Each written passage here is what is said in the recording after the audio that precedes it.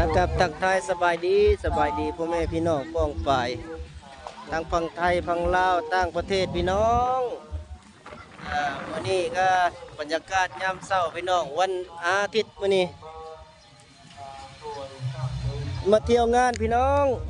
เที่ยวงานพระธาตุพนมหน่อยอยู่ที่วัดบ้านดงท่าพี่น้องกับสายทางเล็กทิพมาส้มกันพี่น้องเข้าไปเบื้องข้างในกันเลยอันนี้โอ้นาวีมันมาเก็บปีดิยังว่าร้านขายปีก็มามีห่างห่านปิ้งไก่จำเอ็นมักซารีพี่น้องเอาเบื้องข้างในเด้อพี่น้องเด้อนี่อันนี้คืองานพระธาตุพนมหน่อยเด้อพี่น้องเป็นฮีตของประเพณีชาวบ้านหลงท่าชาวลูกธาตุพี่น้อง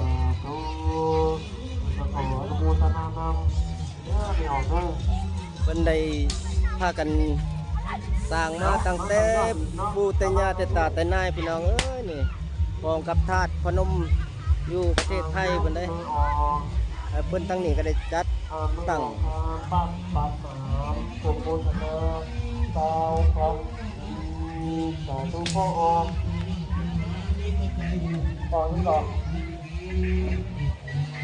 กสางบ้านโน้นปันหนามโมโมตนา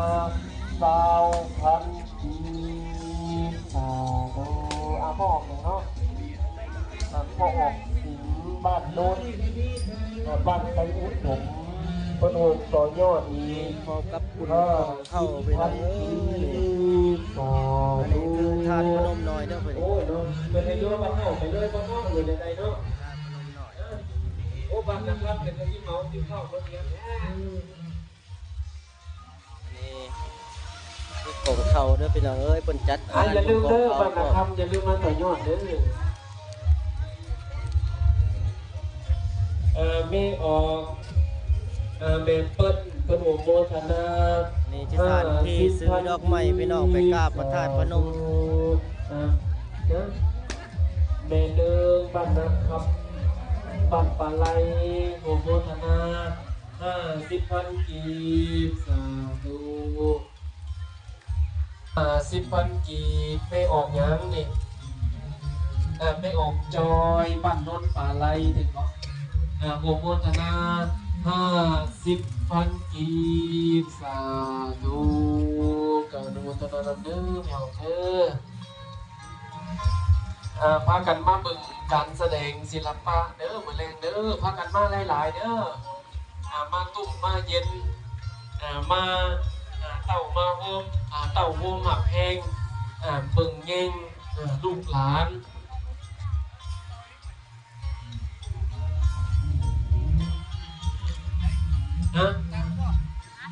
ไม่จอยหันบ้านโนนป่าไล่ของมณฑนา50,000 กีก็ตึก50,000 กีอันนี้50,000นะเนาะ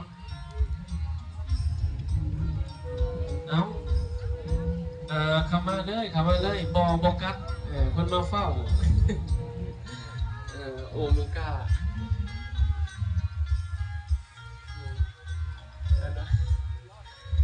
พอไม่ออกยังไม่ออกล่ะบ้านนาคูพุทโธโมทนา20,000 กีบสาธุบ่ได้อ่านบ่อ่านเนาะอ่านได้บ่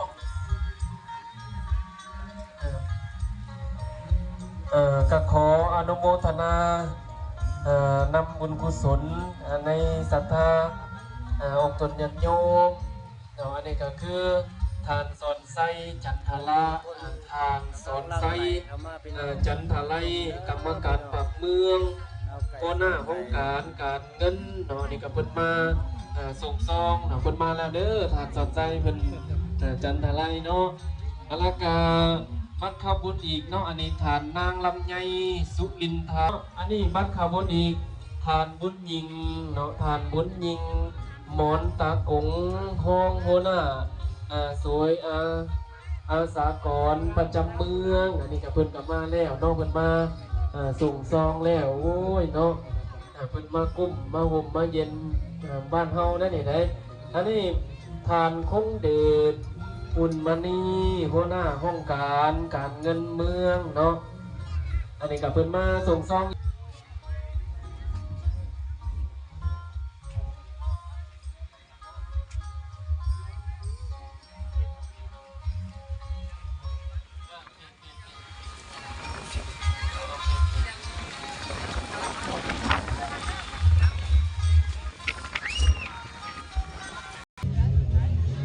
มาเด้อพ่อแม่พี่น้องเด้อมา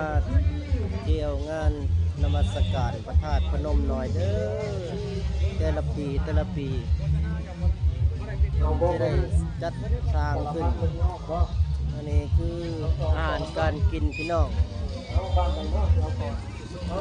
มีหลากหลายของกินเป็นประเภทผลไม้ เอาคณะทีมงานสารพันลูกพระธาตุหลานประทับบ้านตงนาคำเมนัง บรรยากาศยามเสาร์เด้อพี่น้อง วันลงมาจากคณะผู้บริหารนะไม่ออกคอบ้านนอนบ้านคำพระโนโมทนาท่านคณะสารพันเพื่อนพี่น้องนะคนพระโนโมทนาพระ